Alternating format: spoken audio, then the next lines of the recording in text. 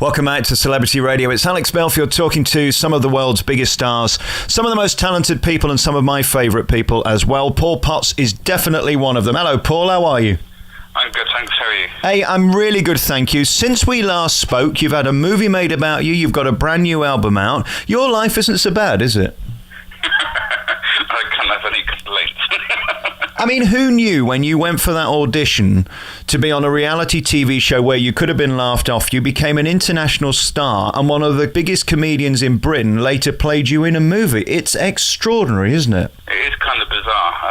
When I flipped that coin in 2007, I didn't dream it would lead where it has.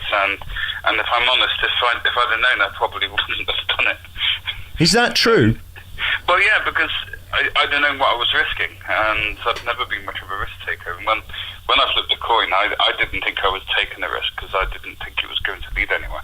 And there you were, just auditioning randomly as everybody else did. Suddenly America pick up on it, and then it goes gangbusters. It was kind of nuts, but I mean, I'm hugely privileged and honoured that I get to do what I love to do, and that for me, it doesn't matter what sphere people do it in, whatever they do as their career. So if they've got a career doing what they love doing, then that for me is the ultimate definition of what success is. Do you wonder why I mean, there are many people around the world who can sing as well as you do, but have no fame whatsoever. Do you still pinch yourself as to the fact that there was a certain alchemy, that you were in the right place at the right time and it caught on? I do feel very fortunate that I've managed to be in a certain position and seem to connect. And that's the thing about music, is that it's not all about technical ability. It's not all about just singing the right notes.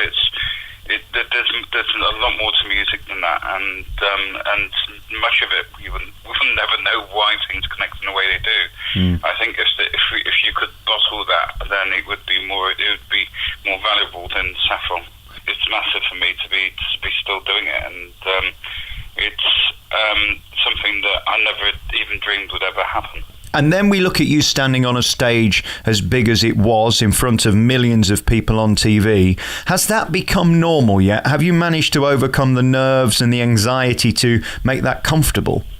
I still get nervous. Those don't go away. My way of dealing with it is to be as last minute as possible, being ready.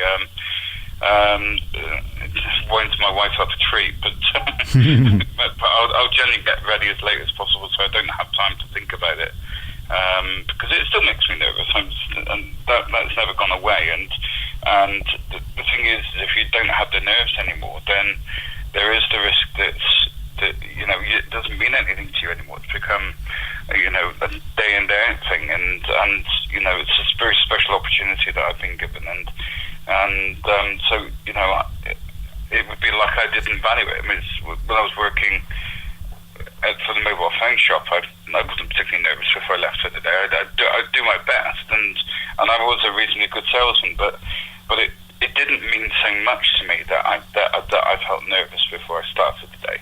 Do you still speak to any of those people from the phone shop? Yeah. We meet up from time to time.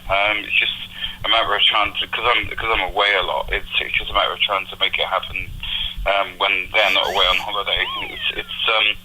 It's just a matter of dealing with the logistics of it all. It's incredible, isn't it, when somebody goes from just being the guy in the office to being an international megastar.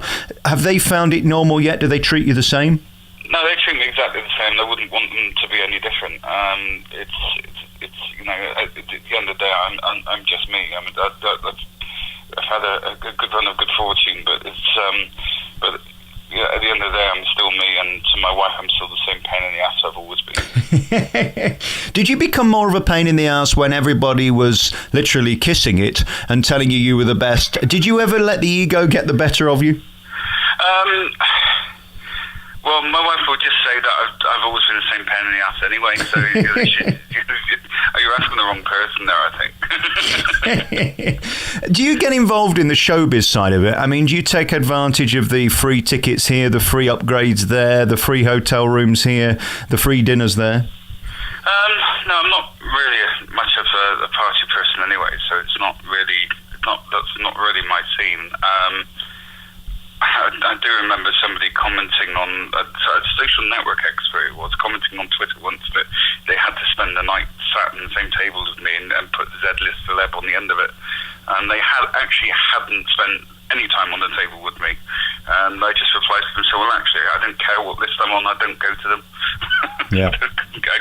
It's not me, that's not my thing. I get to do what I love doing, and that's fantastic. But I've never been the kind of person that really wants to be seen at things. It's not really. I never feel comfortable. You come across with great empathy, and you seem to be a sensitive man. Are you hurt by criticism? If I were to say I didn't like this album, which isn't the case, by the way, but if I was to say I didn't like something, would it bother you, or can you just shrug it off? I think I'd probably act like I shrugged it off, but inside me, it would bother me a bit. And when all the papers were writing personal stuff about your weight or your face or your teeth, did it get to you, or did you just think, well, actually, I've won the war because I won the competition, I've got the girl, and I'm living the life of Riley? Well, you just have to try and allow it to wash over you. It's not always easy, but you do have to. In the end, you do have to just let it wash over you. It's because none of it's actually intended to be personal. That's just journalism, and that's the way it works sometimes. And it's a shame, though, isn't it, that people need to talk about you personally more than what you're actually doing, which is singing. That's what you're there to do.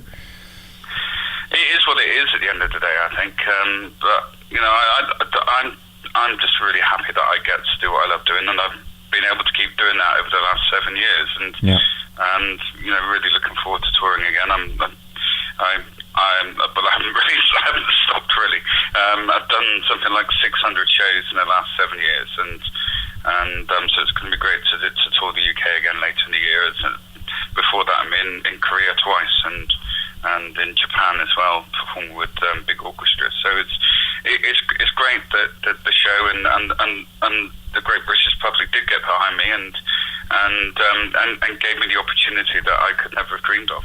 When somebody like Oprah says, could you come on my show and sing for me, do you pinch yourself? Do you say, no, she must have got the wrong number, or do you just take the compliment and go and do it? I always pinch myself. I do that every day.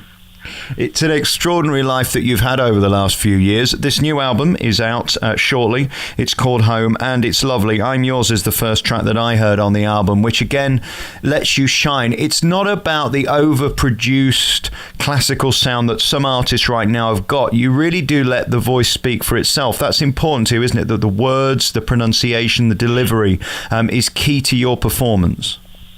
Well, with this album, I wanted to challenge the artificial boundaries in music, because to me they are artificial.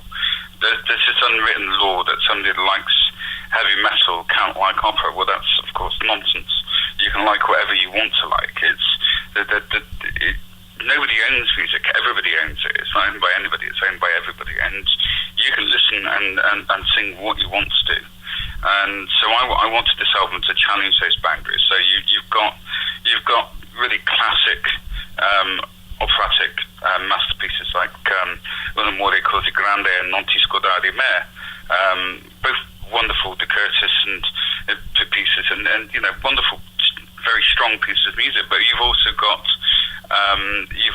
November Rain, Home, the Foo Fighters song, and some decent classical songs that are just really relaxing to listen to. So I really wanted this to cross so many boundaries.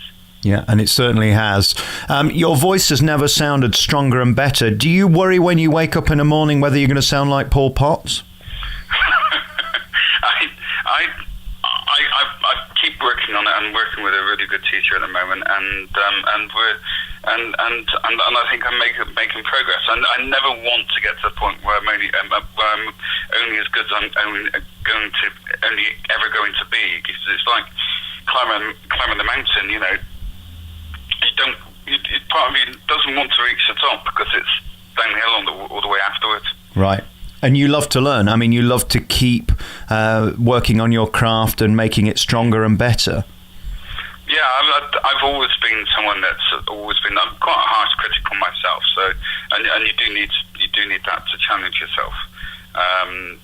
But I keep working on things trying to make myself as technically as good as possible, because that's good for the longevity of my voice. So it's and also you've got to keep striving to improve. Forgive me for this question, it's slightly impertinent, but as a thick guy from the north with an accent, how do you make singing in Italian, for example, sound great instead of silly? Because it could become parodied, couldn't it? How do you make sure that what you're saying is as it should be, and that the enunciation's in the right way, the pronunciation is correct, and that you're delivering it as it should be, as it was written? Well, I do speak Italian reasonably well. I spent some time in Italy learning, so I do speak Italian reasonably well. It's not perfect, but I do understand what I'm saying, which is quite important, because you can do it phonetically, right? But when you sing just phonetically, I think that you're not really understanding what you're singing. So it's difficult to put the appropriate feeling into things. And with languages for this album and for my previous album as well, I went by how the song spoke to me. So When We Dance is in Italian, because it's a very Latin themed song, and I think it works really well in Italian. But songs like Desperado and November Rain, if you did those in Italian, I don't think they'd sound right. And also, you've got to be so careful with iconic songs, because if they're, it's dangerous to play with them. You have to give them your own spin, but you also have to keep faith with the original. Yeah, there's a respect, isn't there, with what you do, and you do it beautifully. You've had a movie made about you. Firstly, I presume you saw the film, did you? I've seen it probably in 11 or 12 different premieres in cinema. What goes through your head when you're watching 2.5 hours about yourself? Well, it's really quite strange when James opens his mouth and it's my voice coming out. I watched it in Germany, and of course in Germany they dub the dialogue in German. I think both he and Alexander Rachel have found it quite strange to find that their voices not actually in the film. Incredible. Because in Germany, Switzerland, and Austria, and in Italy as well, they dubbed the film into its original into their home languages. Wow! So somebody's doing an impression of Cord and doing an impression of you. That's interesting. But the advantage for me is that it's actually my voice still on the singing. Right. Yeah. You're the only one who made the cut. That's brilliant. You can pre-order Paul Potts' brand new album now. It's called Home. It really is lovely, and you are a true talent. And what a story, what a career. You're back on tour. You can find out more going to his website. Just put in Paul Potts Tour, and you can find out whether he's coming to a theatre near you. Paul, always lovely to talk to you. Come on again, won't you?